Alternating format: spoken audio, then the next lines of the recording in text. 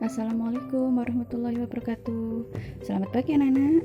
Jumpa lagi dengan Bunda Maya. Semoga kalian hari ini semangat belajar daring. Nah, hari ini kita akan belajar tema 2, subtema 2 dan sudah masuk di PP 5 dan PP 6.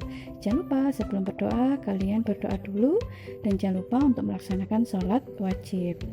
Nah, untuk hari ini di PP 5 kalian akan belajar tentang SPDB, yaitu tentang pola irama dan ketukan. Nah, irama itu merupakan rangkaian bunyi yang teratur, sedangkan pola irama adalah panjang pendeknya bunyi sebuah lagu. Pola terbentuk dari bunyi nada yang teratur dan berulang-ulang, sedangkan panjang pendek bunyi itu dihitung berdasarkan ketukan.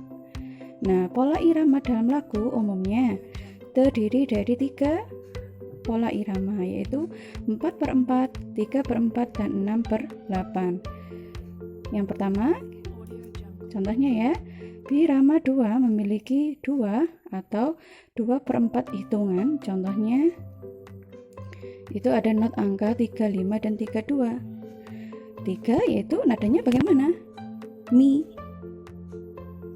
Dan 5 sol, berarti mi ke sol. Itu hitungannya 2/4. Terus ada mi ke re, 3, 2.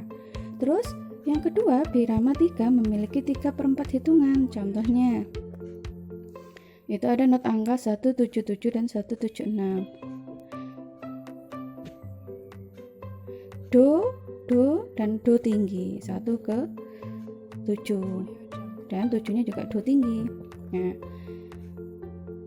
terus yang ketiga, birama 4 memiliki 4 atau 4/4 hitungan. Contohnya di situ ada not angka 5, 3, 4, 5 dan 3, 1, 1, 7. Masih ingat ya not angka sama not balok solminasinya bagaimana? Harus ingat do, re, mi, fa, sol, la, si, do. Dari ada 7 angka nada. Nah, bunyi yang dihasilkan dapat berasal dari internal dan eksternal. Bunyi internal contohnya dihasilkan dari tubuh kita. Contohnya bertepuk tangan, menepuk paha, dan menghentakkan kaki ke lantai. Lama bunyi tepuk tangan disesuaikan dengan nilai nadanya. 1 tepuk tangan dapat bernilai setengah ketuk, 1 ketuk, 2 ketuk, 3 ketuk, dan 4 ketuk. Sedangkan bunyi eksternal dihasilkan oleh alat musik. Contohnya gendang, suling, gitar, tamborin, dan drum, dan masih banyak lagi alat musik lainnya. Jadi tahu ya bedanya bunyi internal dan bunyi eksternal. Untuk selanjutnya IPS kita akan belajar tentang pemanfaatan sumber daya alam. Sumber daya alam juga dimanfaatkan untuk membantu kegiatan manusia. Sumber daya alam harus dimanfaatkan dengan bijak agar sumber daya alamnya bisa bermanfaat dan tidak cepat habis. Makanya harus dimanfaatkan dengan bijak atau dengan hati-hati. Nah, di situ ada contoh kegiatan serta pemanfaatan sumber daya alamnya. Misalnya pertanian padi memanfaatkan sumber daya alam yaitu matahari, air, tanah, udara, kotoran hewan, serta kerbau. Jadi untuk kegiatan pertanian padi, sumber daya alam misalnya matahari itu dimanfaatkan sebagai pertumbuhannya padi, pembangkit listrik, serta menerangi lingkungan. Untuk air, pemanfaatannya yaitu mengaliri lahan pertanian, dan tanah digunakan untuk media tanam, serta udara sebagai sumber karbon dioksida untuk fotosintesis dan oksigen untuk pernafasan makhluk hidup. Siapa makhluk hidupnya? Yaitu padi ya anak.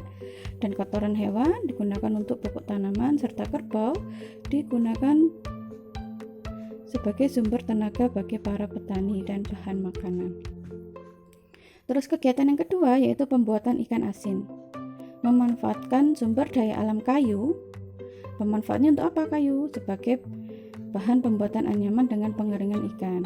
Terus yang kedua, dalam kegiatan pembuatan ikan asin, sumber daya alam yang dibutuhkan itu juga garam untuk mengawetkan ikan asin.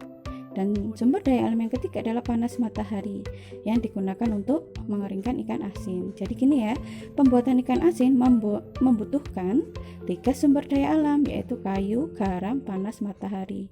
Yang mana sumber daya alam itu memiliki masing-masing manfaat ya Nana. Terus kegiatan yang ketiga yaitu pembuatan pakaian. Apa saja sumber daya alam yang dibutuhkan saat membuat pakaian ya? Itu ada kapas sebagai bahan baku kain dan benang, logam sebagai bahan baku pembuatan jarum jahit, gunting, dan meja jahit, dan plastik sebagai bahan baku pembuatan kancing. Jadi satu pakaian dibuat dari 3 sumber daya alam, yaitu kapas, logam, plastik. Yang mana sumber daya alam itu memiliki sebuah manfaat yang mendukung adanya pembuatan pakaian tadi.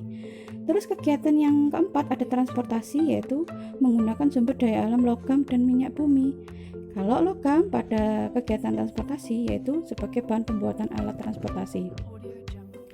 Untuk minyak bumi sebagai bahan bakar utama supaya transportasinya bisa berjalan. Nah, untuk kegiatan yang terakhir, yang kelima yaitu pembuatan patung.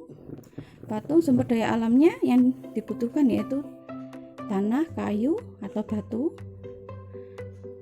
yang mana itu semua sebagai bahan baku pembuatan patung. Besi atau baja bahan baku untuk memahat patung. Jadi satu patung terdiri dari bermacam-macam sumber daya alam. Nah, sudah masuk di PP6, kita akan belajar tentang bahasa Indonesia, tentang mengampanyekan isi poster. Jadi poster dapat disampaikan kepada orang sekitar atau yang disebut kampanye.